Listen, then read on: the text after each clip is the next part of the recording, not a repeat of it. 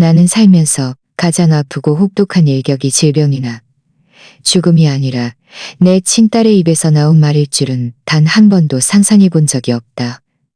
나는 연회장 구석에 앉아 있었다. 황금빛 풍선들이 주위를 가득 메웠고 흥겨운 음악이 흘러나왔다. 그때 눈부신 파란색 드레스를 입은 딸 서연이가 영광스러운 모습으로 무대에 올라 감사 인사를 할 준비를 하는 것을 보았다.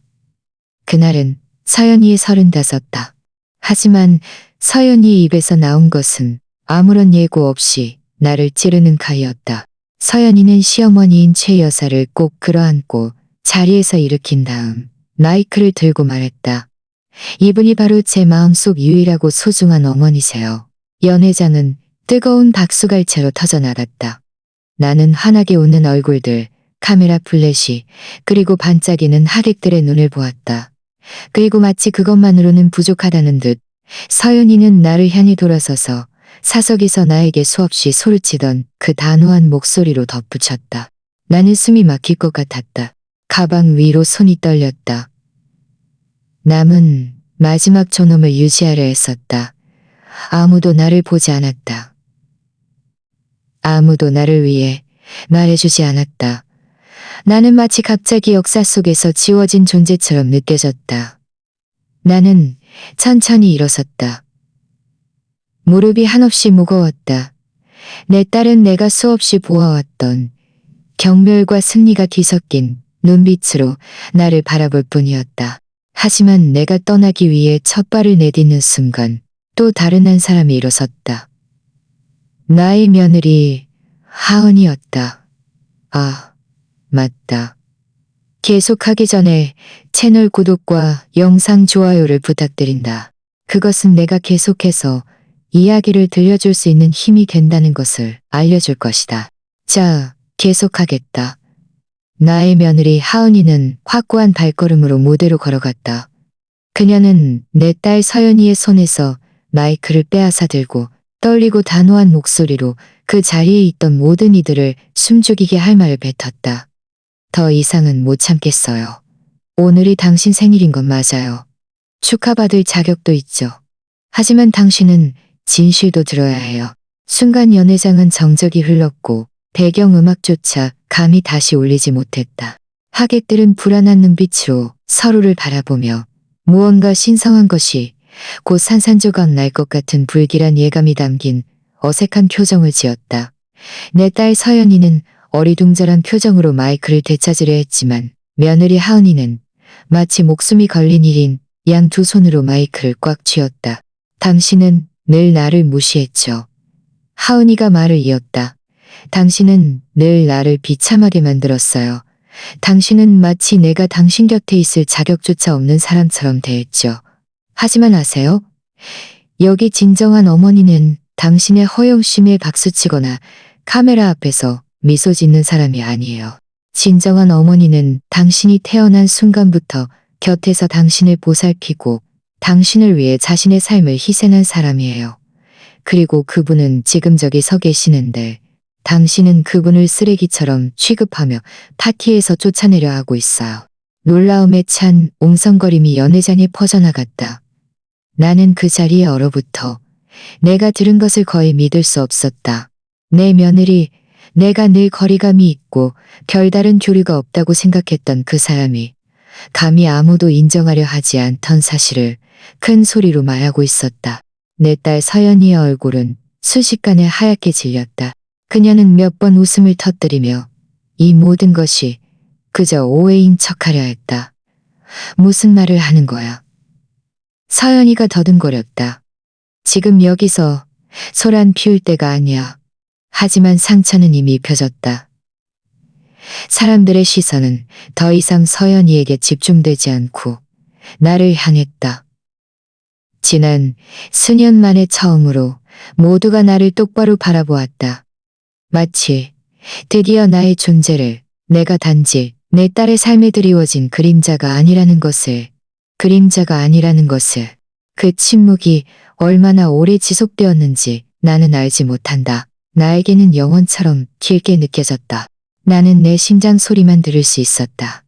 너무나 크고 절망적으로 내 관자놀이를 두드렸다.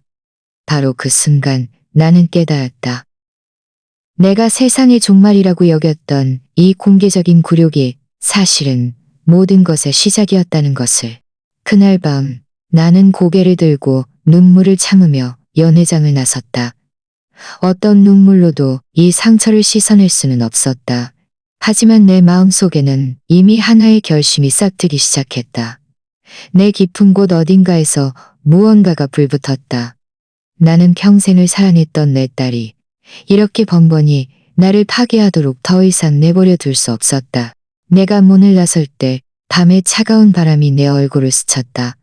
나는 그 모든 희생들을 곱씹어 생각했다. 서연이가 아팠을 때 밤새 돌보며 지새웠던 밤들, 서연이의 꿈을 이루어주기 위해 내 꿈을 포기했던 순간들, 남들 앞에서 서연이의 얼굴을 깎아내리지 않기 위해 참고 견뎠던 세월들. 이 모든 것이 하나의 손짓과 마이크를 통해 전해진 몇 마디 경멸 어린 말로 변질되었다. 집으로 돌아오는 길에 나는 모든 것이 다시는 예전으로 돌아갈 수 없다는 것을 분명히 알았다. 내 딸 서연이는 그 몇 마디 말로 우리 관계의 종말을 결정했다. 하지만 나의 며느리 하은이도 예상치 못한 고백으로 그 가족의 완벽한 가장의 균열을 일으켰다. 그리고 나는 그 균열의 모든 것이 무너질 때까지 계속해서 확대시킬 작정이었다. 왜냐하면 하은이에게도 감히 입을 열 용기가 있었다면 나에게도 행동할 용기가 있었기 때문이다. 그날 밤 나는 혼자 거울을 바라보며 연회장에서 감히 말하지 못했던 말을 나지막이 되뇌었다. 나는 가지 않을 거야. 나는 포기하지 않을 거야. 모든 것은 그렇게 시작되었다. 사람들은 늘 모녀 간의 사랑은 때려야 뗄 수 없는 것이라고, 시간과 환경조차 끊을 수 없는 연결고리 같다고 생각한다. 나도 한때는 그렇게 믿었다. 아마도 그래서 지금 내가 느끼는 고통이 이토록 견디기 힘든 것일지도 모른다. 나는 온 마음을 다해 하나의 거짓말에 몰두했고 그 거짓말은 조금씩 무너져 내리고 있었기 때문이다. 내 딸 서연이가 갓 태어났던 몇 년을 회상하면 내 기억은 늘 다정함으로 가득하다.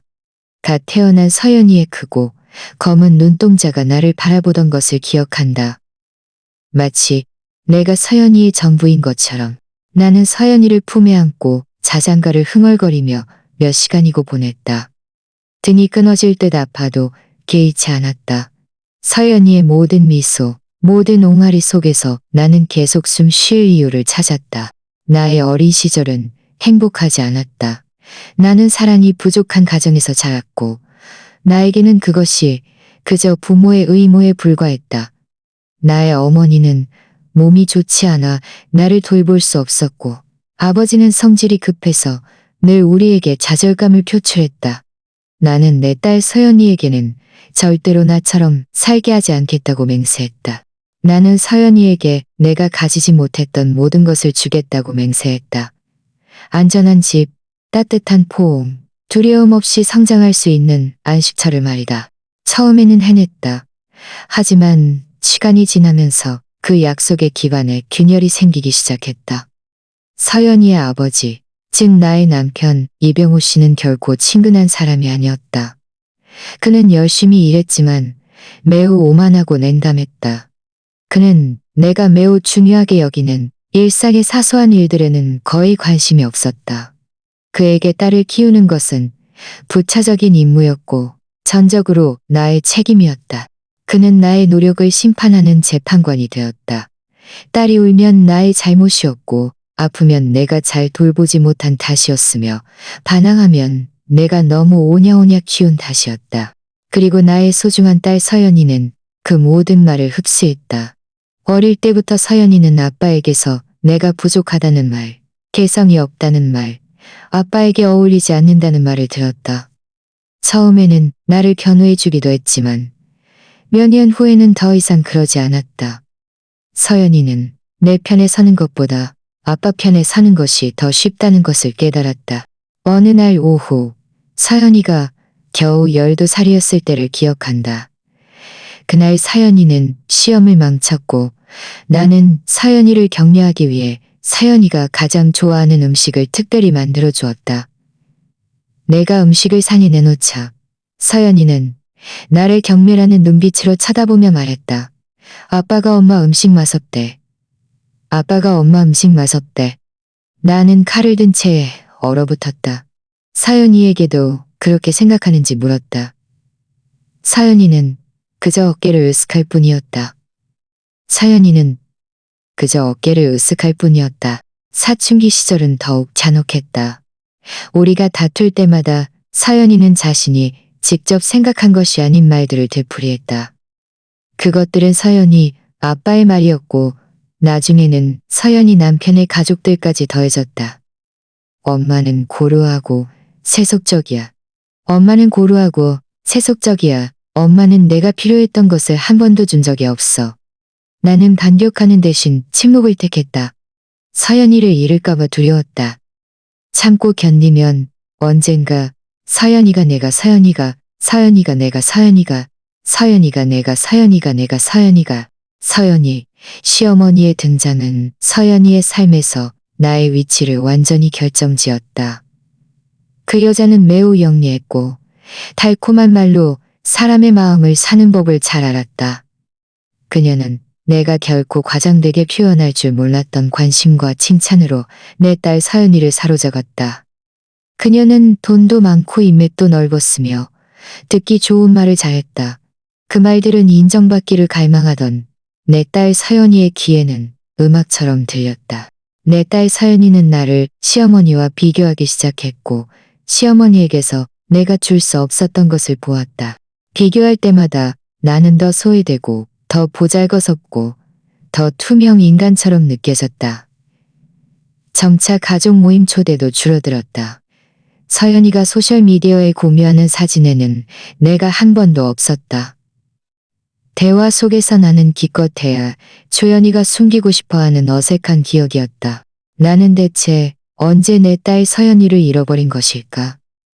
이 질문은 밤마다 나를 잠 못 들게 했다.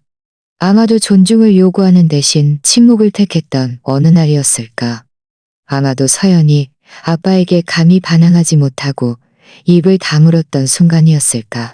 아니면 사실 더 일찍 나의 어린 시절 트라우마 때문에 서연이에게 사랑하는 법을 가르치지 못했던 순간부터였을까? 하지만 확실한 것은 서연이가 성장하는 과정에서 나는 조금씩 커져갔다는 것이다. 내가 반응하려 했을 때는 이미 너무 늦었다. 서연이는 이미 나를 대체할 사람을 찾았다.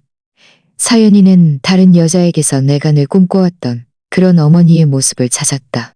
하지만 나는 여전히 여기에 있다. 이 모든 일이 있었음에도 불구하고 나는 서연이를 사랑한다.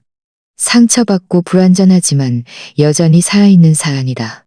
왜냐하면 서연이가 모두 앞에서 나를 그렇게 손가락질하고 파티에서 나를 쫓아내고 나에게 꺼지라고 말했음에도 불구하고 나는 여전히 서연이의 어머니이기 때문이다. 그리고 어머니의 마음은 논리를 따르지 않는다. 본능에 따른다. 상처받아도 사랑할 수밖에 없는 본능 말이다. 이것이 나의 가장 큰 약점이자 가장 큰 힘이다.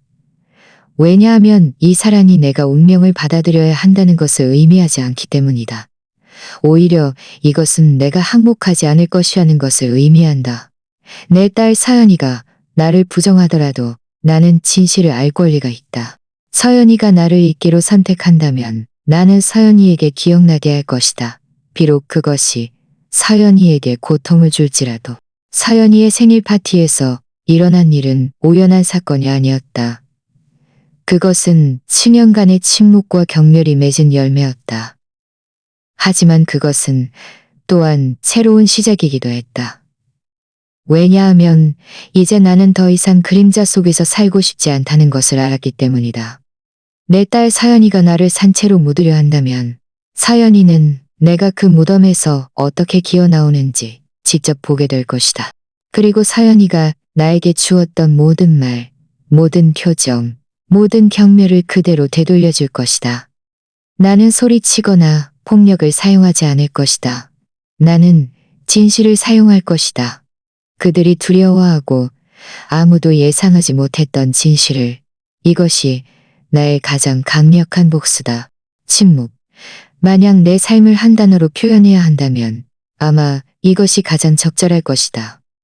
왜냐하면 나와 내 딸 서연이의 관계를 파괴한 것은 소리 지름도, 다툼도, 경멸도 아니었기 때문이다. 그 대신 보이지 않는 도구로 가득 찬 길고 긴 침묵들이었다. 매일매일 쌓여 나를 질식시킬 지경에 이르렀다. 집에서 나의 남편 이병우 씨는 말할 권력이 있는 사람이었다. 나는 곧 그의 반박이 소용없다는 것을 배웠다. 그는 자신의 인생관을 우리에게 강요했고 우리, 즉 나와 내 딸 서연이는 그것을 받아들여야 했다. 가장 끔찍한 것은 몇 년이 지나면서 서연이가 그것을 받아들였을 뿐만 아니라 심지어 그를 숭배하기 시작했다는 것이다. 그는 서연이의 마음속에서 권위의 모범이자 인생의 지표각이었습니다. 어느 날 저녁 식사를 기억한다. 내 딸 서연이가 16살쯤 되었을 때였다. 우리 셋이 식탁에 앉아 있었다. 서연이는 음악을 배우고 싶다고 신나게 말했다. 서연이는 정말 재능이 있었다. 어릴 때부터 목소리가 감미롭고 음감도 좋았다. 나는 서연이를 격려했다. 나는 서연이를 격려했다. 자신의 꿈을 쫓아야 한다고 말했다. 하지만 서연이를 격려했다. 하지만 서연이 아빠는 그저 경멸하듯 웃을 뿐이었다. 음악? 음악으로는 밥 먹여 살 수 없어. 그건 쓸모없는 사람들이나 하는 거야. 그는 나를 맹렬히 노려보았다. 내가 더 말을 잇기도 전에 내 딸 서연이가 나를 가로막았다. 아빠 말이 맞아요. 엄마는 아무것도 몰라요.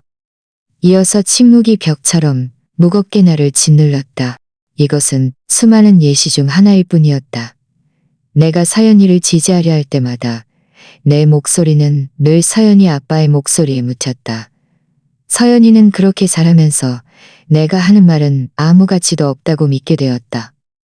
서연이는 아빠가 말하는 것이 절대적인 진리이며 나는 기껏해야 헛소리, 무시해도 되는 배경 소음일 뿐이라고 배웠다. 하지만 시간이 지나면서 또 다른 사람이 나를 대체했다. 바로 서연이의 시어머니였다. 서연이가 나중에 남편이 될 사람을 만났을 때 나는 서연이의 삶에 새로운 전환점이 생길 것이라고 생각했다. 아마도 서연이를 온화하게 만들 사람을 찾을 수 있을 거라고. 그러나 또 다른 더 긴 그림자가 나를 더 멀리 밀어냈다. 서연이 남편의 어머니, 즉 서연이의 시어머니는 자신감 넘치고 우아하며 매우 매력적인 여자였다. 첫 순간부터 내 딸 서연이는 그녀에게 완전히 매료되었다. 그녀가 우리 집에 처음 방문했을 때를 기억한다. 그 여자는 꽃다발을 들고 달콤한 말들을 쏟아냈다. 하지만 나는 처음부터 그 말들이 가짜라는 것을 느꼈다. 그럼에도 불구하고 내 딸 서연이는 그녀를 열렬히 포옹했다. 그녀가 떠나자마자 내 딸 서연이는 즉시 형눈하듯 말했다. 봤어? 정말 멋지지 않아? 나를 제일 잘 이해해주는 사람이야. 나는 웃었지만 마음속으로는 무언가가 찢어지는 것 같았다. 그 나를 제일 잘 이해해주는 사람이야. 마음속으로는 무언가가 찢어지는 것 같았다. 그날 이후 침묵은 더욱 고통스러워졌다. 내 딸 서연이는 나보다 시어머니와 더 많은 시간을 보내기 시작했다. 어떤 중요한 결정이든 서연이는 먼저 시어머니에게 물었다. 서연이가 어려움에 처했을 때도 시어머니에게 달려가 상의했다. 나는 홀로 남겨져 언젠가 서연이가 나를 기억하고 자신의 삶에 나를 참여시켜 주기를 헛되이 기다렸다. 하지만 내가 받은 것은 차가운 침묵과 흐릿한 시선, 그리고 대화를 빨리 끝내려는 짧은 문장들 뿐이었다. 굴욕은 잇따라 찾아왔다. 거의 내가 알아차리지 못하는 사이에 서연이는 다른 사람들 앞에서 나를 큰 소리로 평가하기 시작했다. 시어머니는 늘 뭘 말해야 할지 아세요. 엄마는 모를 거예요. 그분이야말로 어떻게 해야 하는지 진정으로 아는 분이에요. 파티도 엄마 같지 않아요. 저는 제가 엄마 딸이 아니라 시어머니 딸 같아요. 모든 말이 칼이었다. 나는 그저 묵묵히 그 상처들을 삼켰다. 서연이와 충돌하고 싶지 않았다. 서연이를 더 멀리 밀어내고 싶지 않았다. 서연이를 더 멀리 밀어내고 싶지 않았다. 참고 견디면 서연이가 돼 머물면 언젠가 서연이가 눈을 뜨고 진실을 볼매면 언젠가 서연이가 눈을 뜨고 진실을 보니가. 침묵은 습관이 되었다. 서연이 집에 찾아가면 서연이는 나와 거의 말을 섞지 않았다. 내가 서연이와 행사에 동행하면 서연이는 나를 구석에 내버려 두었다. 가족 사진 속에서 나는 늘 가장자리에 잘려나가는 사람이었다. 나는 내가 조금씩 지워지고 있다는 사실조차 깨닫지 못했다. 현실이 눈앞에 닥쳤을 때에야 비로소 나는 내 삶의 임시 배우가 되어 있었다는 것을 알았다. 가장 나쁜 것은 나는 서연이가 하는 말을 믿기 시작했다는 것이다. 결국 나 자신조차 내가 그곳에 있을 자격이 없다고 느꼈다. 어쩌면 나는 정말 부족했을지도 모른다. 어쩌면 내가 저지른 실수가 잘한 일보다 훨씬 많았을지도 모른다. 나는 그렇게 말없는 슬픔 속에서 나의 자리가 이미 대체되었고 내 딸 서연이를 포함하여 아무도 나를 되찾기 위해 싸우려 하지 않는다는 것을 고통스럽게 받아들였다. 하지만 서연이의 생일 파티에서 일어난 일이 내 마음속 무언가를 바꾸었다. 서연이가 모두 앞에서 나에게 이제 가셔도 돼요 라고 말했을 때 그 침묵은 마침내 깨졌다. 나는 마치 정면으로 강타당한 듯 지난 몇 년간 내가 무엇을 견뎌왔는지 비로소 깨달았다. 그리고 나의 며느리 하은이가 나타났다. 모든 사람의 예상을 깨고 그녀의 목소리로 침묵의 관행에 도전했다. 내가 어떻게 말해야 할지 잊어버렸을 때 그녀가 입을 열었다. 바로 그 순간 나는 깨달았다. 침묵은 늘 나의 감옥이었다는 것을. 나 자신이 나를 가두었고 조용히 있으면 내 딸 서연이를 붙잡을 수 있을 것이라고 순진하게 믿었다. 하지만 침묵은 나의 존엄을 빼앗아갈 뿐이었다. 이제 나는 알았다. 남은 나 자신을 되찾고 싶다면 나는 입을 열어야만 한다. 아무도 듣고 싶어 하지 않을지라도 아무리 고통스러울지라도 나는 말해야만 한다. 침묵의 무게가 수십 년 동안 나를 짓눌렀지만 이제 나는 마침내 그것을 깨부술 준비가 되었다. 나는 진실로 그것을 깨부술 것이다. 비록 그 진실이 내 딸 서연이가 힘들게 쌓아 올린 모든 것을 불태울지라도 나는 그날 밤 며느리 하은이가 내 딸 서연이의 손에서 마이크를 빼앗았을 때 서연이의 얼굴 표정을 영원히 잊지 못할 것이다. 서연이는 늘 모든 사람의 주목을 받는 것에 익숙했고 아무도 자신에게 반박하지 못하는 것에 익숙했다. 서연이의 온몸이 굳었다. 나는 잠시 며느리 하은이가 그저 몇 마디 의례적인 말을 하거나 아마도 진심 없는 칭찬을 할 것이라고 생각했다. 하지만 그녀의 입에서 터져나온 것은 아무도 예상치 못한 일련의 진실들이었다. 그리고 모든 단어는 채찍처럼 연회장벽에 강하게 울려 퍼졌다. 오늘이 당신 생일인 건 맞아요. 며느리 하은이가 떨리면서도 단호한 목소리로 말했다. 당신이 모두의 사랑을 받는 건 당연해요.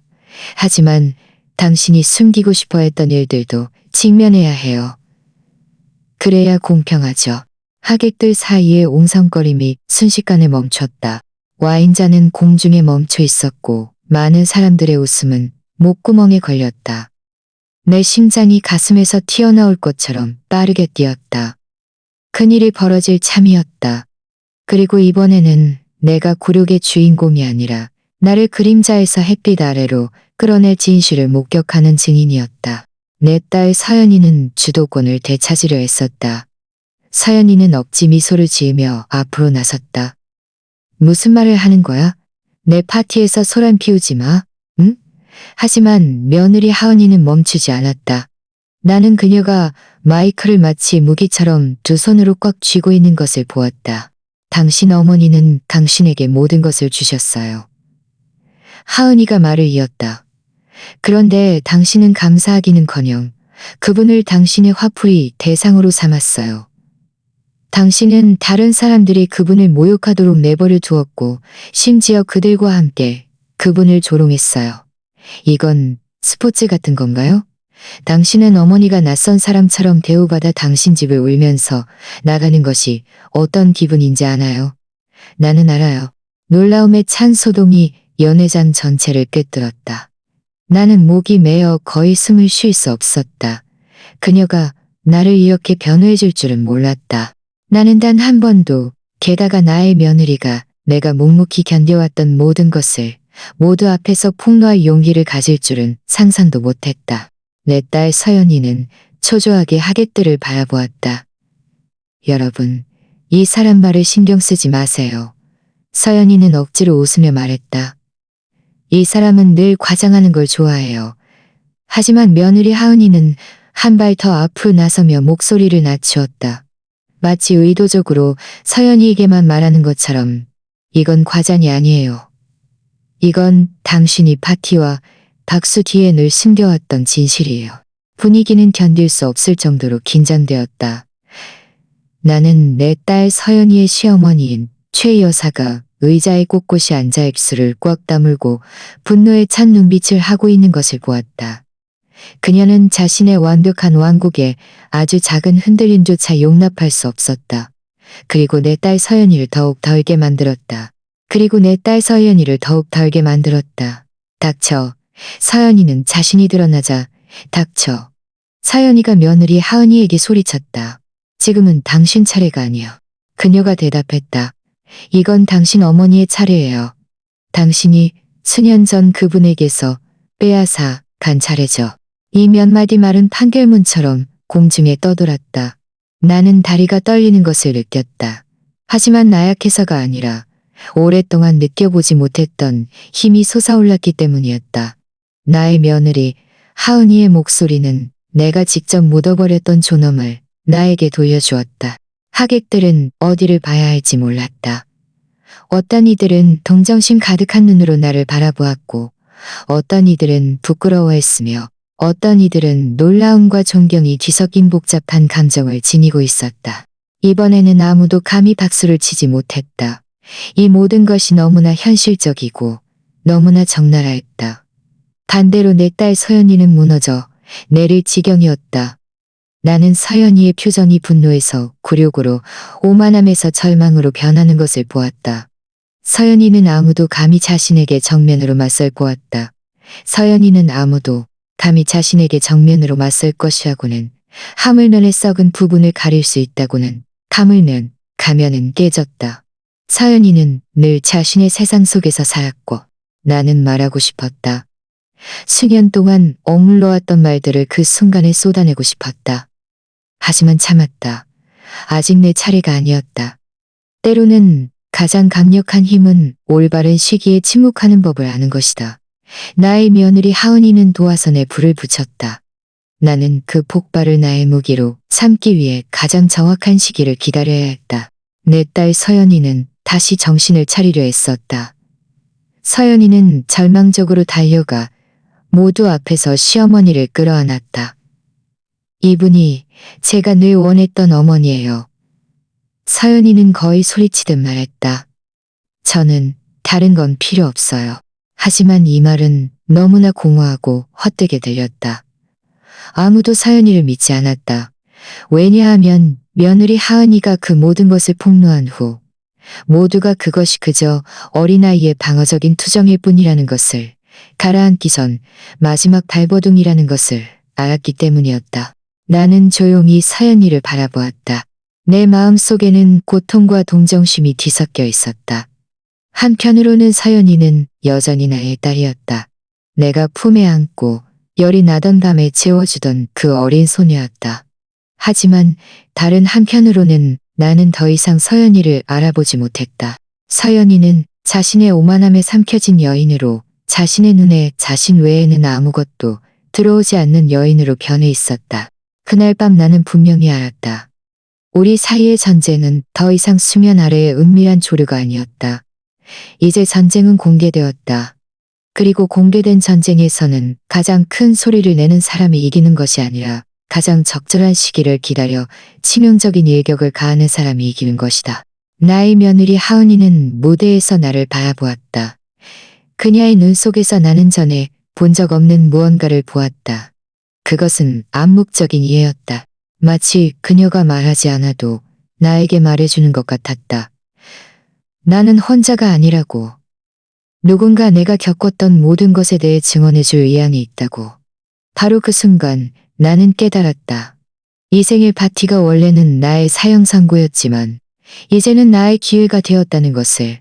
왜냐하면 나의 며느리 하은이가 한 말은 굴욕의 끝이 아니라 나의 복수의 시작이었기 때문이다.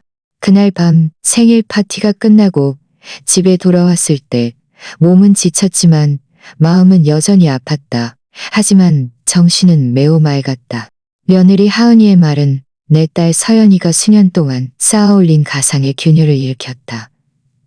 드레스를 벗고 거울 앞에서 머리를 풀었을 때 그 기억들이 돌덩이처럼 나에게 쏟아져 내리기 시작했다. 결코 아물지 않았던 과거의 상처들이 눈앞에 생생하게 떠올랐다. 내 몸에 보이지 않는 흔적을 남긴 과거의 일들이었다. 나는 눈을 감았다. 그때 서연이는 겨우 5살이었다. 정원에서 꺾어온 들꽃 한 다발을 들고 나에게 달려왔다. 엄마는 세상에서 제일 멋진 엄마야. 서연이는 그때 웃으며 나에게 말했다. 그 웃음은 나의 영혼을 환하게 밝혔다. 이 기억은 늘 내 머릿속을 맴돌았다. 왜냐하면 그것은 한때 내가 서연이에게 모든 것이었던 시절이 있었다는 것을 증명했기 때문이다. 하지만 그것은 또한 나를 더욱 고통스럽게 만들었다. 나는 대체 언제부터 서연이의 전부가 아니게 된 것일까? 나이가 들면서 그 달콤한 행동들은 점차 사라졌다. 서연이의 사춘기 시절은 특히 잔혹했던 날들을 기억한다. 어떤 날은 학교에서 돌아와 가방을 소파에 던져놓고는 인사도 없이 나를 쳐다보지도 않고 그대로 지나갔다. 나는 서연이에게 다가가 오늘 어땠는지, 필요한 것은 없는지 물었다. 서연이는 대충 몇 마디로 얼버무리거나 어떤 욕설보다도 더 상처 주는 침묵으로 응답했다. 어느 날 서연이가 15살이었을 때 서연이가 너무 늦게 집에 들어와서 우리는 다투었다. 나는 서연이가 걱정되어 밤새 잠도 못 자고 식탁에서 기다렸다. 음식은 모두 준비되어 있었다. 서연이가 문을 열고 들어왔을 때 나는 서연이에게 어디에 있었는지 설명하라고 했다. 서연이는 짜증과 경멸이 뒤섞인 눈빛으로 나를 바라보며 말했다. 엄마가 뭔데 나를 두동강 냈다. 이것은 의도적인 거부였고 어머니로서의 나의 역할을 직접적으로 부정하는 것이었다. 그날 밤 나는 음식이 가득 차 있었지만 이미 차갑게 식어버린 식탁을 바라보며 말없이 울었다. 또 다른 일이 낙인처럼 내 피부에 새겨져 있다. 그것은 서연이의 고등학교 졸업식이었다. 나는 서연이의 드레스, 졸업 파티, 그리고 서연이를 기쁘게 할 것이라고 생각했던 세부 사항들까지 모든 것을 세심하게 준비했다. 하지만 행사 마지막에 주최 측에서 졸업생과 학부모가 함께 무대에 올라오라고 했을 때 서연이가 가장 먼저 찾은 사람은 서연이 아빠였다. 나도 함께 올라갔지만 내가 서연이의 손을 잡으려 했을 때 서연이는 흔적도 없이 내 손을 뿌리쳤다. 아무도 눈치채지 못했지만 그 작은 움직임이 내 마음을 산산조각 냈다. 마치 서연이가 인생의 중요한 순간을 기념하는 사진 속에서조차 나를 지우고 싶어 하는 것처럼 말이다. 그 후 몇 년은 크고 작은 상처들의 연속이었다. 서연이가 이미 남편과 함께 살고 있는 집에 갔을 때를 기억한다. 나는 직접 만든 디저트를 특별히 가져갔고 서연이가 기뻐할 것이라고 생각했다. 하지만 서연이는 문을 열자마자 나를 위아래로 훑어보더니 말했다. 아이고, 엄마. 안 피곤해? 하루 종일 좋은 사람인 척하고. 여기 아무도 엄마 그런 거 필요 없어. 서연이는 내 손에서 디저트를 빼앗아 들고는 나를 한 번도 쳐다보지 않았다. 나는 그렇게 복도에 얼어붙은 채 얼굴에 미소도 사라지지 않은 채 서 있었다. 이어서 나는 서연이가 부엌에서 시어머니에게 말하는 것을 들었다. 봤지? 저 사람은 존재감을 과시하는 걸 너무 좋아해. 모든 상처가 우리 사이에 하나의 벽을 세웠다. 나는 인내심으로, 사랑으로 그리고 체념의 침묵으로 그 격을 허물려 했었다. 하지만 내 딸 서연이는 모든 경멸로 새로운 격도를 쌓아 올렸다. 나는 결국 깨달았다. 서연이는 화해를 원하지 않았다. 서연이의 선택은 분명했다.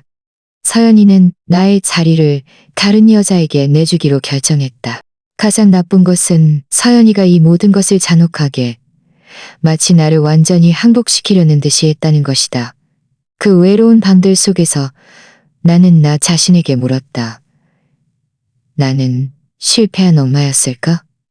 내가 충분히 지지 못했던 걸까? 아니면 너무 과보호했던 걸까? 죄책감이 나를 삼켰다.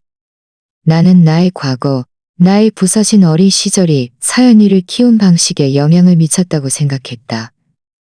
어쩌면 나는 나도 모르는 사이에 나의 두려움으로 서연이를 옥죄었고, 서연이는 시어머니에게서 내가 결코 될 수 없는 자유롭고 자신감 있는 이미지를 찾았을지도 모른다.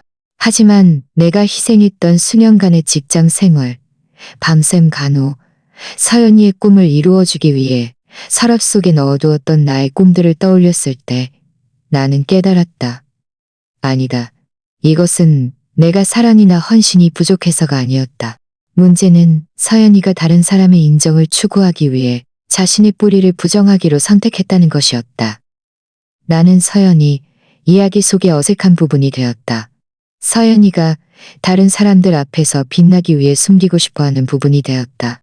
그 벌어진 상처들은 결코 아물지 않았고 서연이의 생일날 모든 상처가 동시에 터져버렸다. 서연이가 모두 앞에서 나에게 꺼지라고 했을 때 그것은 단순한 굴욕이 아니었다. 그것은 서연이가 수년 동안 쌓아올린 경멸이 만들어낸 잔혹한 결론이었다. 하지만 이제는 다르다. 나는 더 이상 침묵하지 않을 것이다. 왜냐하면 그 상처들은 여전히 아프지만 나를 강하게 만들었기 때문이다.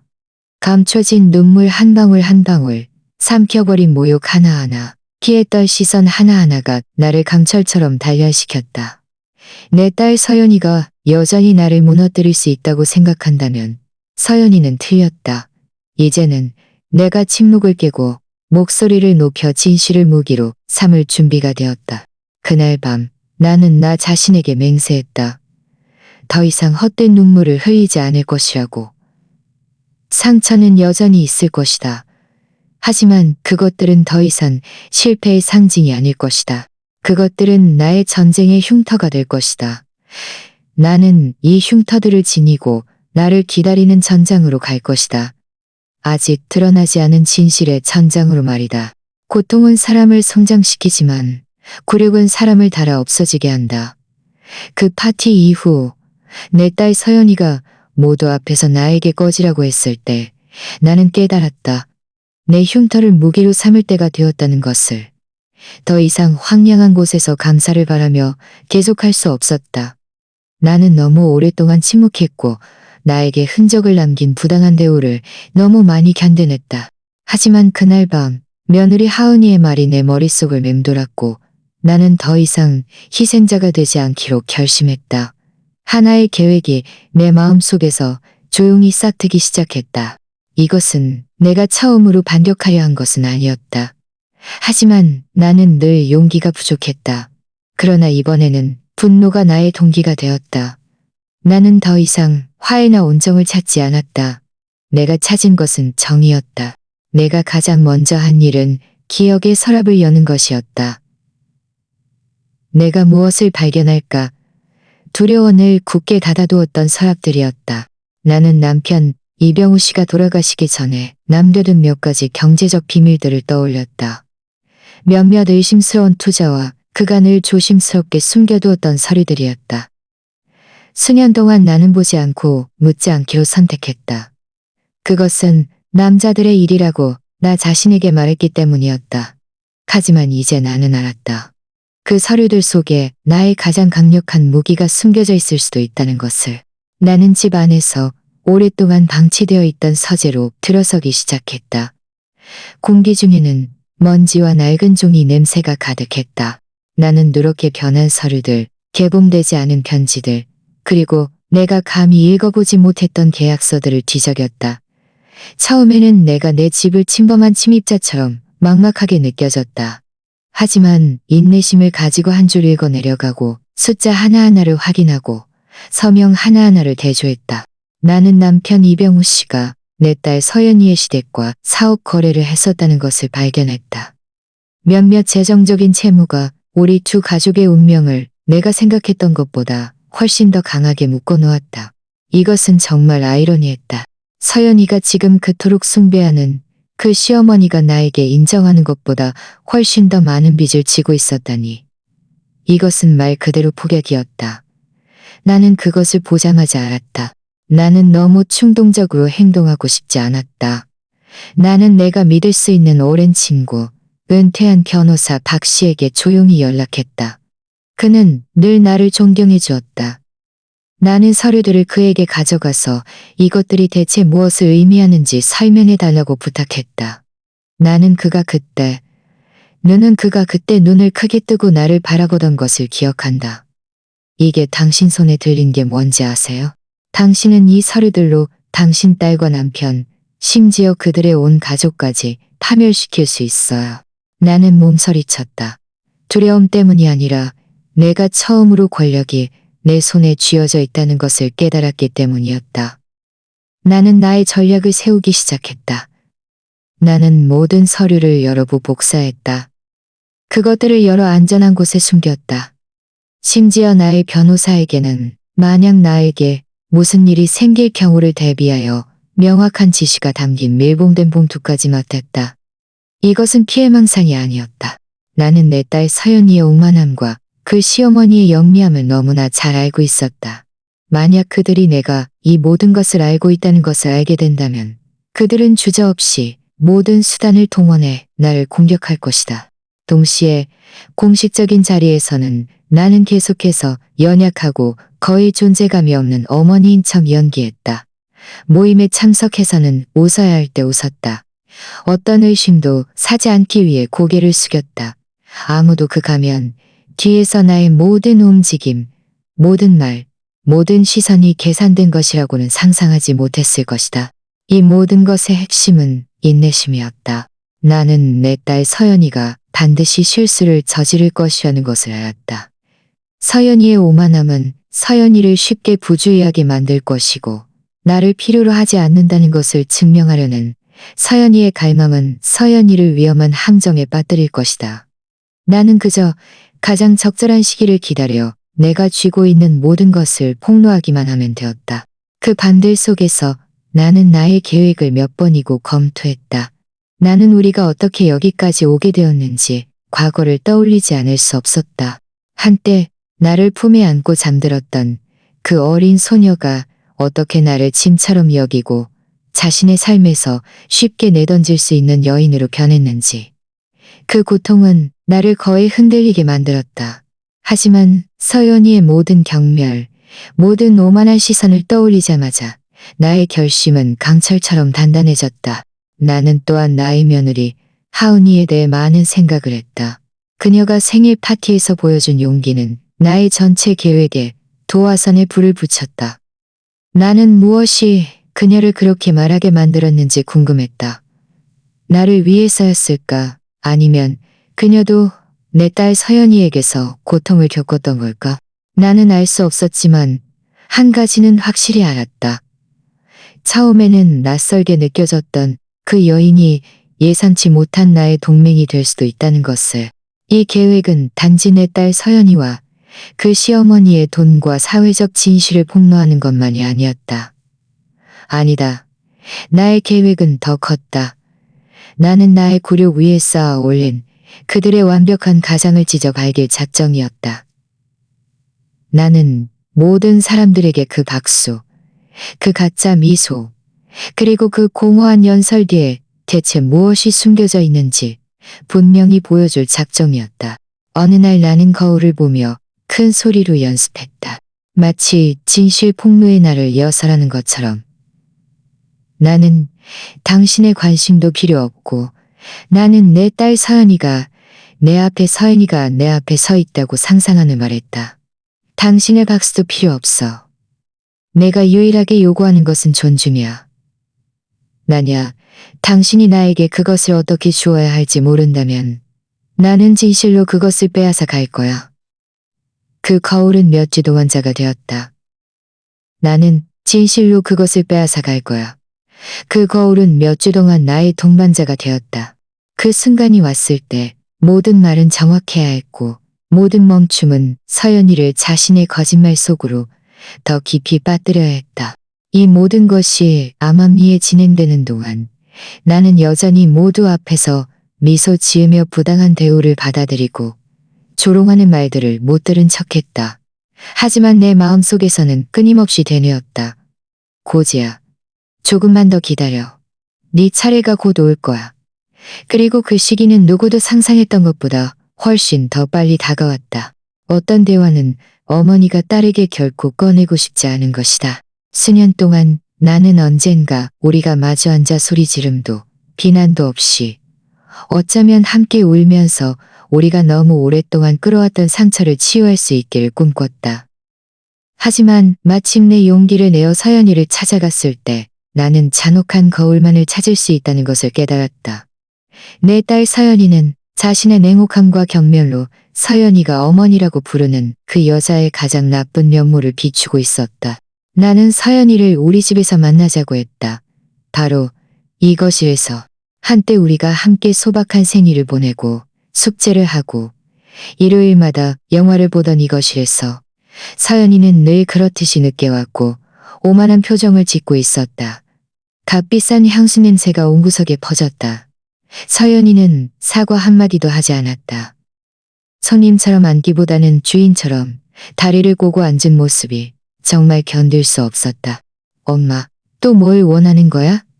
서연이가 나에게 물었다. 짜증스러운, 마치 송곳처럼 내 가슴을 찌르는 듯한 어조였다. 나 바빠. 나는 몇 초 동안 말없이 서연이를 바라보았다.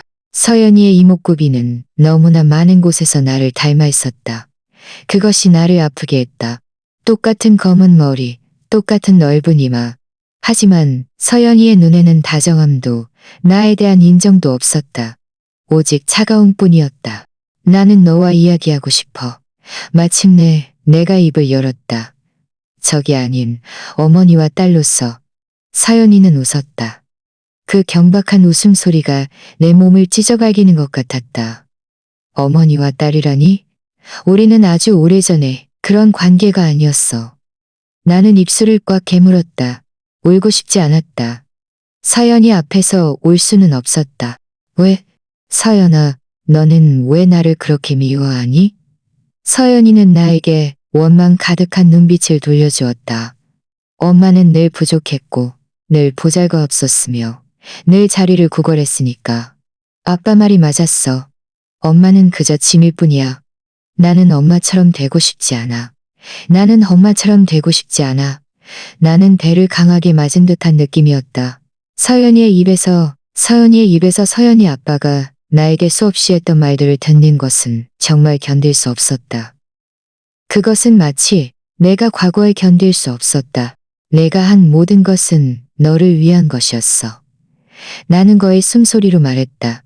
나는 내 꿈을 포기했고 내 삶을 포기했어. 네가 내가 가지지 못했던 모든 것을 가질 수 있도록 말이야. 그래서 뭐? 서연이가 나를 가로막았다. 엄마는 내가 진정으로 필요했던 것을 한 번도 준 적이 없어. 자부심. 나는 시어머니에게서 그걸 찾았어. 그분은 나에게 강해지고 누구에게도 의존하지 않고 존재감을 가지라고 가르쳤어. 그런데 엄마는 늘 모든 사람의 그림자일 뿐이었어. 서연이의 말은 나를 떨게 만들었지만 동시에 나의 분노를 불태웠다. 존재감? 나는 목소리를 높였다. 네 어머니를 짓밟는 것을 존재감이라고 부르는 거야? 네 과거를 지우는 것을 존재감이라고 부르는 거야? 그 여자는 네가 열이 나던 밤에 곁을 지키지 않았고 비 오는 날에 곁을 지키지 않았고 비 오는 날 학교 걷지 않았으며 네 책을 사주기 위해 자신의 물건을 팔지 않았어. 그 여자는 네가 성공한 후에야 났어. 서연이는 처음으로 시선을 돌렸다. 약간 불편해 보였지만 서연이의 오만함은 서연이를 물러서게 하지 않았다. 어쨌든 다 지나간 일이야. 엄마 스스로 투명 인간이 되기로 선택한 거잖아. 내가 나를 더 잘 대표할 사람을 찾았다고 나를 탓하지 마. 나는 굳어버렸다. 이것은 내가 정말로 서연이를 잃어버렸다는 것을 증명했다. 어떤 말도, 어떤 희생도 서연이가 우리 사이에 세운 그 높은 벽을 허물 수 없었다. 그러나 바로 그 순간 내 마음속에 변화가 일어났다. 나는 더 이상 슬프지 않았다. 내가 느낀 것은 분노였다. 차갑고 치밀하게 계산된 분노였다. 이 분노는 나를 소리 지르거나 애원하게 만들지 않았다. 오히려 나의 계획을 계속 실행해야 한다는 확신을 주었다. 서연이는 이미 자신의 결정을 내렸다. 서연이는 나를 부정하기로 했다. 그렇다면 나도 나의 결정을 내릴 것이다. 나는 서연이에게 인생의 모든 것을 지우거나 대체할 수 있는 것은 아니라는 것을 알려줄 것이다. 좋아. 나는 일어섰다. 네가 정말 그렇게 생각한다면 더 이상 할 말은 없어. 서연이는 웃었다. 내가 너무나 잘 아는 승리감에 찬 표정을 지으며 엄마도 결국 이해했구나. 하지만 서연이는 아무것도 이해하지 못했다. 왜냐하면 서연이가 나를 이겼다고 생각하는 바로 그 순간 나는 서연이와 그 시어머니의 오만한 성을 파괴하기에 충분한 열쇠를 손에 쥐고 있었기 때문이었다. 나는 서연이를 문까지 배웅했다. 떠나기 전에 서연이는 돌아서서 나에게 마지막 일격을 가했다. 내가 우리 엄마를 말할 때 나는 엄마를 생각하지 않아. 익숙해지는 게 좋을 거야. 나는 천천히 문을 닫았다. 하지만 내 마음속에는 불이 활을 타오르고 있었다. 나는 문에 기대어 깊은 숨을 내쉬었다. 나는 울지 않았다. 더 이상 울지 않았다. 왜냐하면 내 온몸을 흐르는 것은 더 이상 눈물이 아니라 새로운 에너지였기 때문이다. 멈출 수 없는 이유를 나에게 준 절대적인 확신이었다. 바로 그 순간 나는 깨달았다. 내 딸 서연이는 내가 가장 혐오하는 모든 것의 집합체가 되어 있었다. 서연이 아빠의 오만함, 서연이 시어머니의 계산, 그리고 권력에 대한 오해에서 비롯된 차가움. 나는 더 이상 서연이를 스스로에게서 구하려 애쓰지 않을 것이다. 이제 나에게는 다른 임무가 있다. 나는 서연이의 손에서 그 거울을 빼앗아 모든 사람 앞에 가져다 놓을 것이다. 비록 그것이 내가 하는 마지막 일일지라도. 왜냐하면 서연이가 나를 그림자로 보려 한다면 서연이는 곧 그림자도 모든 것을 뒤덮을 수 있다는 것을 배우게 될 것이기 때문이다. 이 모든 것이 나와 내 딸 서연이의 사적인 대결 후에 끝날 것이라고 생각했을 때 며느리 하은이의 예상치 못한 목소리가 다시 나타났다. 생일 파티에서 첩불을 붙였던 그 사람이 이번에는 더 강력한 힘을 가지고 돌아왔다. 그리고 이번에는 나를 위해서만 목소리를 낸 것이 아니었다. 그녀는 내 딸 서연이와 그 시어머니가 수년 동안 쌓아올린 모든 가상을 향해 정면으로 나섰다. 일은 가족 모임에서 일어났다. 완벽한 이미지를 연출하기 위해 열린 것이 분명한 그런 모임이었다. 내 딸 서연이와 서연이 남편의 결혼 기념일이었다. 연회장은 장엄하고 호화로웠으며 심지어 과장된 수준이었다. 나는 참석하기로 결정했다. 사랑 때문이 아니라 이런 자리야말로 가면이 가장 쉽게 깨지는 무대라는 것을 알았기 때문이었다. 내 예상은 틀리지 않았다. 내 딸 서연이의 시어머니인 최 여사는 우아한 정장을 입고 연습된 미소를 지으며 여왕처럼 하객들 사이를 오갔다. 내 딸 서연이는 그녀의 곁을 위성처럼 따라다녔다. 그녀가 하는 모든 말, 모든 행동에 내 딸 서연이는 큰 소리로 환호했다. 마치 그 시어머니가 서연이의 삶을 비추는 유일한 태양인 것처럼. 나는 늘 그랬듯이 눈에 띄지 않는 구석에 앉아 있었다. 하지만 나는 눈을 크게 뜨고 기다렸다. 바로 그때 나의 며느리 하은이가 비록 소박하지만 어떤 장식도 필요 없는 존엄성을 지닌 채 자리에서 일어섰다. 그녀의 맑은 목소리가 모두에게 조용히 해달라고 요청했다. 무슨 일이 일어날지 아무도 몰랐지만 모두가 그녀의 말에 따랐다. 어떤 말들은 해야만 해요. 그녀가 입을 열었다. 왜냐하면 사람은 영원히 가상 뒤에 숨어 살 수 없기 때문이에요. 불안한 웅성거림이 연회장에 퍼져나갔다. 내 딸 서연이의 시어머니는 놀라서 눈썹을 치켜떴다. 내 딸 서연이의 얼굴은 하얗게 질렸다. 아마도 자신의 생일 파티에서의 그 장면을 떠올린 것 같았다. 그리고 나는 몸을 앞으로 기울였다. 나는 큰일이 터질 것이라는 것을 알았다. 최 여사님, 며느리 하은이가 말을 이었다. 너는 그 시어머니를 똑바로 노려보았다. 수년 동안 당신은 완벽한 어머니, 완벽한 여성, 모두가 숭배해야 할 이미지인 척 연기해왔어요. 하지만 저는 당신이 무엇을 숨기고 있는지 알아요. 저는 당신이 사적으로 어떤 계좌들을 옮겼는지 알아요. 저는 당신이 아들, 즉 제 남편을 시켜 어떤 수상한 사업을 벌였는지 알아요. 그리고 저는 당신이 제 시누이, 즉 제 딸 서연이를 어떻게 세뇌시켜 당신만이 사랑할 가치 있는 어머니라고 믿게 만들었는지도 알아요. 차가운 침묵이 연회장 전체를 뒤덮었다. 나는 그 시어머니의 얼굴에서 미소가 순식간에 사라지는 것을 보았다. 그녀의 얼굴은 분노를 억누르느라 굳어 있었다. 내 딸 서연이는 절망적으로 그녀를 가로막으려 했다. 그만해. 대체 뭘 하려는 거야? 이건 너무 터무니없어. 하지만 며느리 하은이는 멈추지 않았다. 뭘 하려 하냐고요? 저는 진실을 원해요. 아니면 제가 가진 서류들을 보여드릴까요? 왜냐하면 저는 정말 가지고 있으니까요. 저는 그 이체 기록들을 받고 가명으로 된 계약서들도 받고 가족 몰래 체결된 협약들도 봤어요. 하객들은 옹성거리기 시작했다. 어떤 이들은 조용히 휴대폰을 꺼냈고 다른 이들은 놀란 눈빛을 주고받았다. 그 완벽한 광경은 마치 카드집처럼 갑작스러운 바람에 산산조각 났다. 나는 현기증과 동시에 만족감이 뒤섞인 복잡한 심정으로 이 모든 것을 바라보았다. 나는 손가락 하나 까딱하지 않았지만 나의 며느리 하은이가 벌이는 이 싸움은 내가 은밀히 계획했던 것이었다. 마치 운명이 내 삶의 길에 내가 결코 찾지 않았던 동맹을 배치해준 것처럼. 그 가족의 계략 아래에서 고통받았고 더 이상 침묵하기를 거부하는 사람을 말이다. 그 시어머니는 마침내 일어섰다.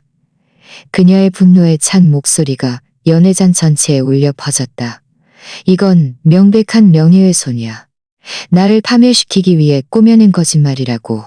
하지만 그녀의 손은 떨리고 있었다. 그 떨림이야말로 가장 분명한 자백이었다. 그녀는 두려워했다. 내 딸 서연이는 그녀에게 달려가 모두 앞에서 그녀를 끌어안았다. 마치 이 행동이 그녀를 보호할 수 있는 것처럼. 여러분, 이 사람 말 듣지 마세요. 서연이가 소리쳤다. 이건 전부 질투예요.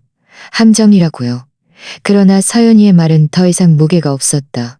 아무도 서연이의 말을 믿지 않았다. 의심의 그림자가 서연이의 완벽했던 무대 위에 드리워졌고 그런 자리에서는 아주 작은 그림자만으로도 모든 불빛을 꺼뜨리기에 충분했다. 나는 조용히 앉아서 이 모든 일이 일어나도록 내버려 두었다. 나는 개입할 필요가 없었다. 마치 장기판을 보는 것 같았다. 나는 내 말을 움직이지 않고도 적의 말들이 하나씩 쓰러지는 것을 지켜보았다. 모든 말을 마친 후 며느리 하은이는 마이크를 내려놓고 연회장을 나섰다. 그녀는 나를 보지도 않았고 어떤 박수나 지지도 기대하지 않았다. 그녀는 그렇게 떳떳하고 평온한 모습으로 떠났다. 그녀가 나간 뒤 문이 닫히자 현장은 완전히 아수라장이 되었다. 하객들은 웅성거렸다. 하객들은 웅성거렸다. 하객들은 웅성거렸다. 어떤 이들은 핑계를 대고 서둘러 자리를 떴고 기자들은 머릿속으로 신문기사 제목을 구상했다. 한때 내 딸 서였다. 그 시어머니는 다시 기운을 차리려 했었지만 이미 늦었다. 그녀의 완벽한 이미지는 이미 얼룩져 있었다. 그리고 내 딸 서연이는 눈가가 붉어질 정도로 화가 나 있었다. 서연이는 마치 이 모든 것이 내 잘못인 것처럼 나를 노려보았다. 서연이의 눈빛에서 나는 증오를 읽었다. 그 증오심이 너무 깊어 내 피가 얼어붙을 지경이었다. 그 증오심이 너무 깊어 내 피가 얼어붙을 지경이었다. 하지만 나는 다른 것도 보았다. 그것은 두려움이었다. 그리고 서연이가 모르는 것은 내가 서류도 증거도 서연이를 완전히 파멸시킬 수 있는 비밀들도 쥐고 있다는 것이었다. 그날 밤 나는 집에 돌아와 며느리 하은이의 용기에 대해 계속 생각했다. 그녀는 그 한 발자국을 내디뎠다. 내가 아직도 감히 내딛지 못하고 있는 그 한 발자국을. 나는 나 자신에게 물었다. 그녀가 그렇게 한 것은 단지 자신을 위한 복수였을까? 아니면 어떤 면에서는 나를 위한 것이기도 했을까? 됐어. 중요하지 않다. 확실한 것은 그녀의 목소리가 아무도 다시 닫을 수 없는 문을 열었다는 것이다. 이 가족 전쟁은 더 이상 사적인 싸움이 아니었다. 이제 그것은 피 흘리며 모두에게 노출되었다.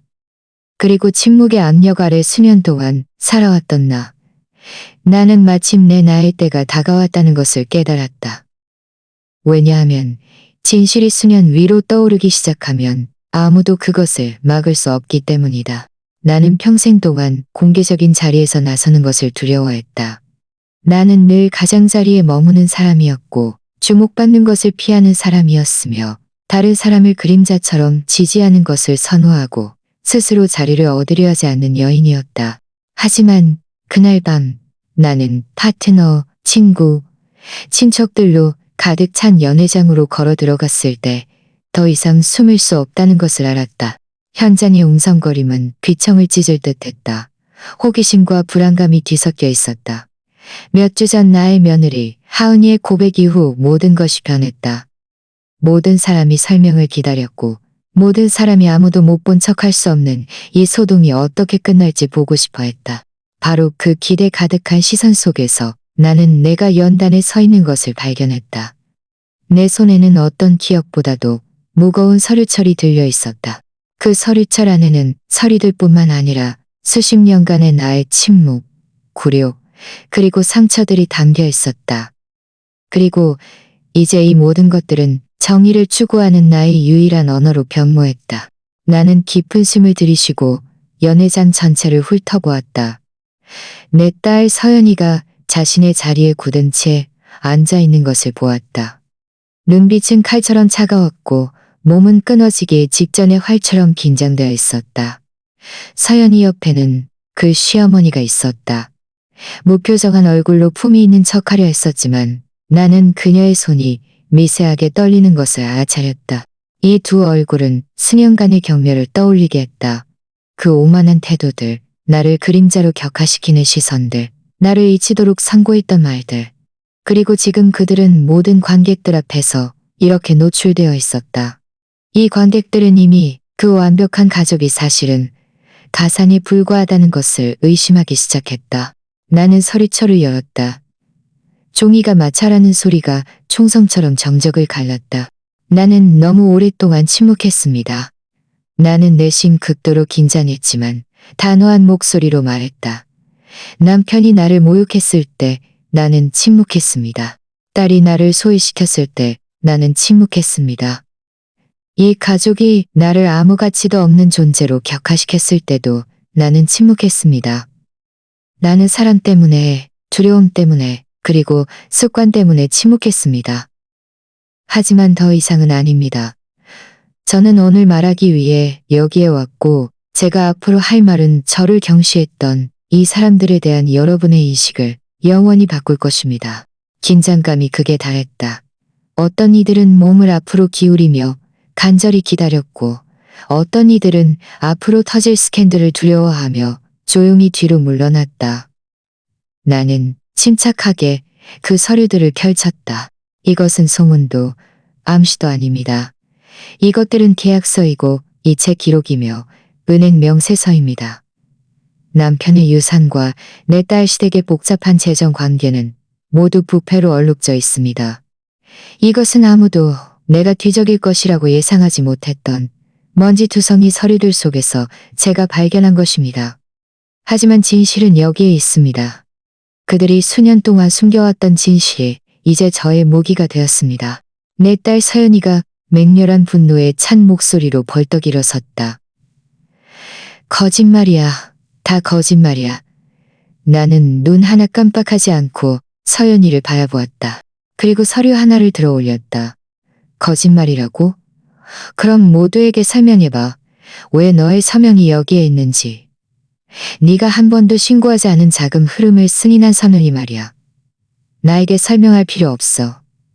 그들에게 설명해봐.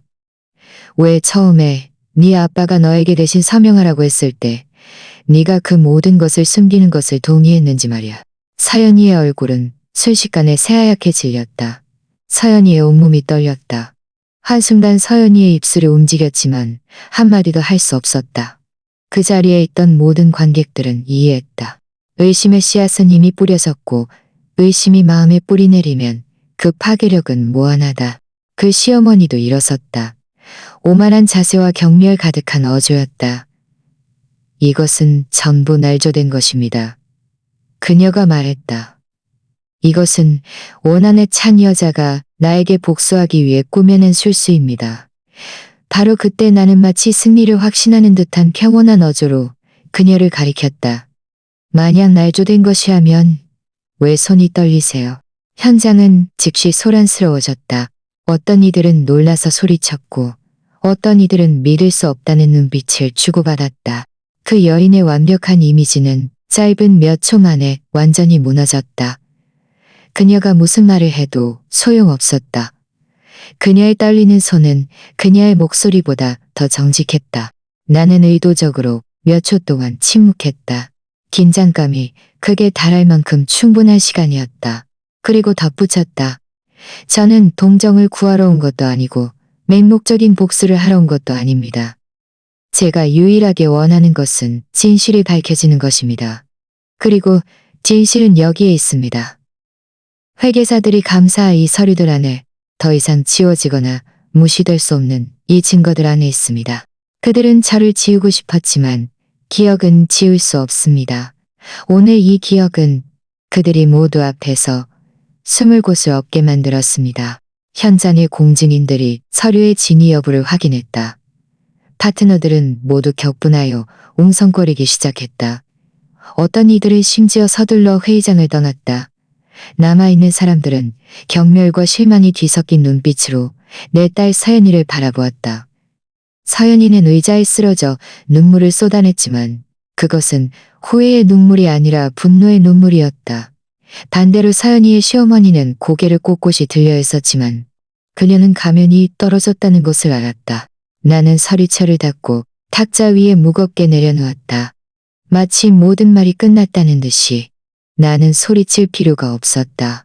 나의 평온하고 느린 목소리가 그들의 절망적인 비명보다 더 파괴적이었다.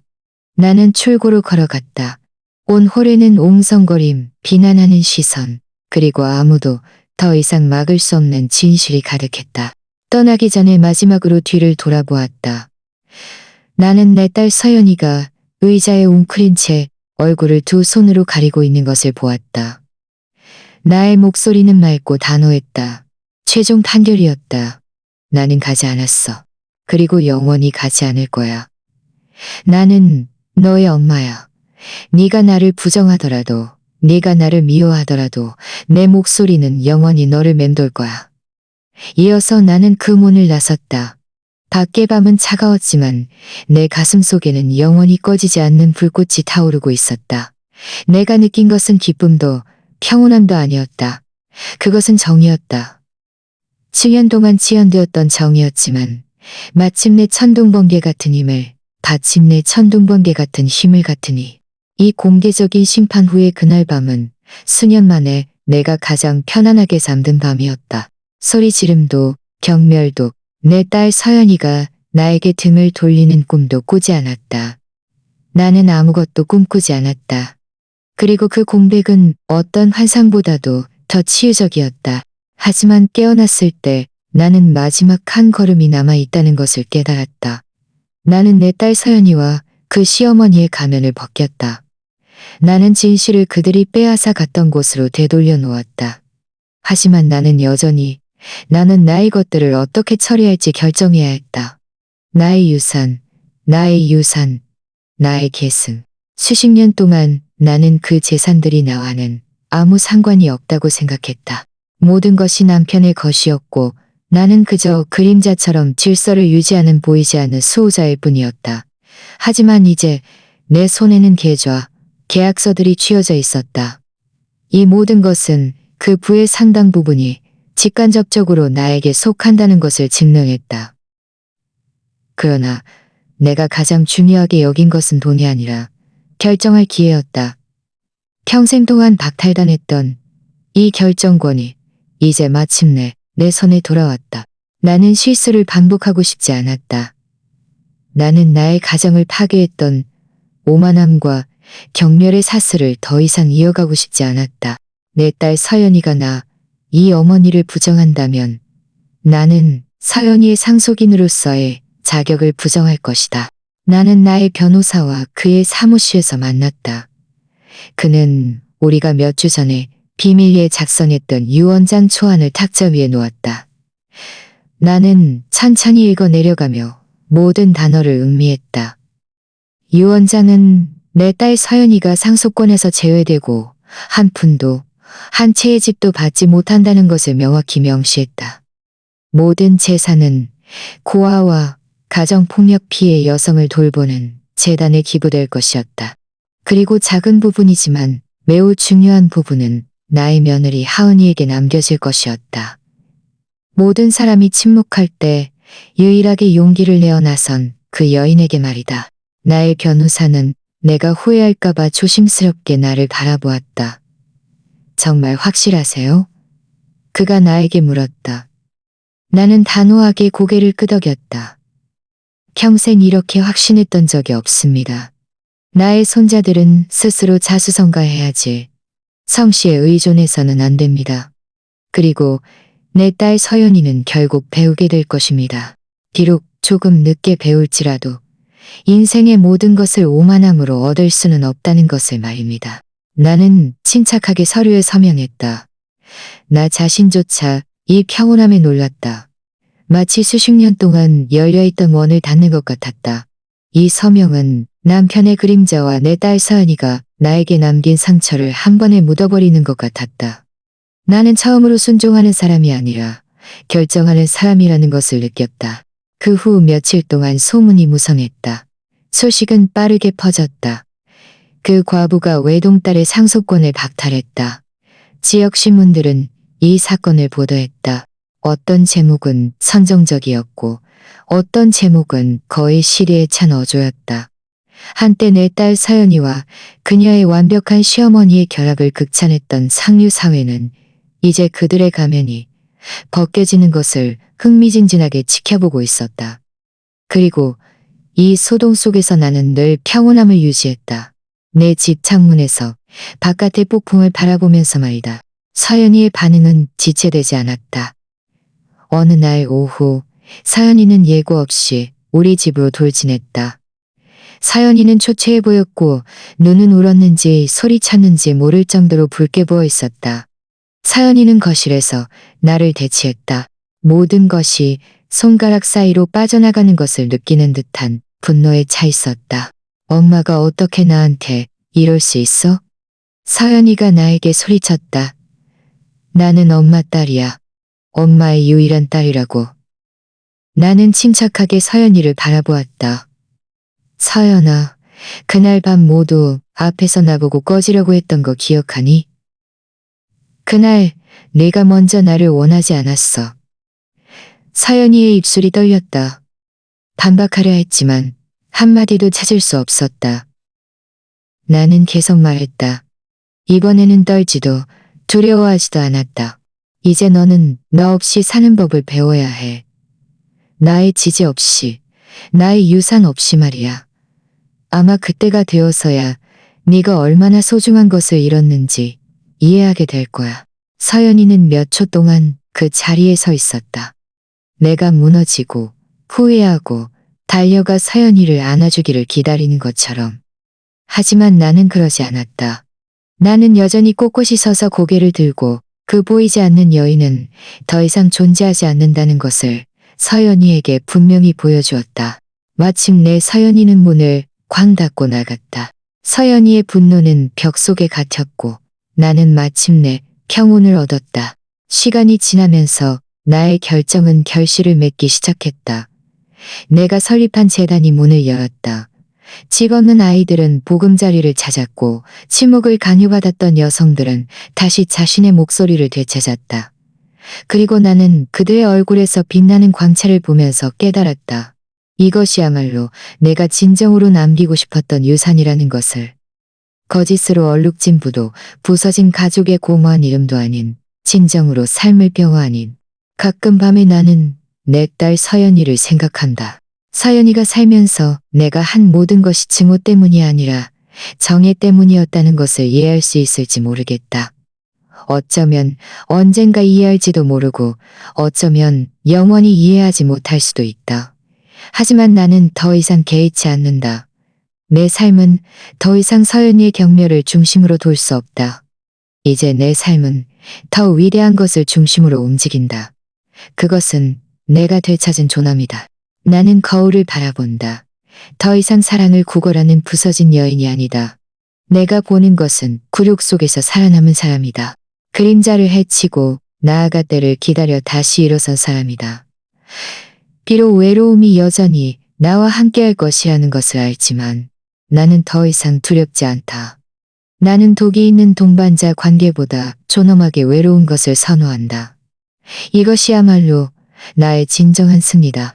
미래의 사람들이 나에 대해 이야기할 때 나는 그들이 나를 잊힌 어머니로 기억하기를 원치 않는다. 나는 그들이 나를 지워지기를 거부한 여인으로 기억하기를 원한다. 고통을 정의로 바꾸고 몸은 상처투성이가 되었을지라도 어떻게 다시 일어설지 않은 여인으로 말이다. 이것이 나의 유산이다.